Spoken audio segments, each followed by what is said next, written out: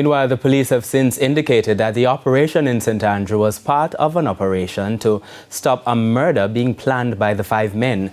The police say a 6th man escaped during the operation. In the meantime, a man identified as Courtney Ashley, also called Bloodstain, is being asked to report to the police. Anyone with information about the man's whereabouts is being asked to call 811-311 or 119. Now, the commanding officer for the JCF's Area 4, Assistant Commissioner Michael Phipps, in the meantime, said the men were members of a criminal network also involved in multiple major crimes in the corporate area.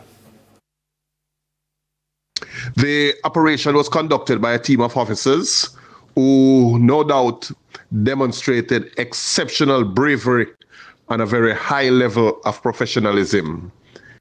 These criminal gunmen are believed to be involved in major crimes to include murders, shootings, robberies, and extortions. The operation is a significant blow to organized crime in Jamaica and demonstrates the JCF commitment to protecting citizens and maintaining public safety. Now, there have been 189 fatalities involving the security forces since the start of the year. The government has hinted at an ambitious plan to transform sections of western parishes into major entertainment zones. The revelation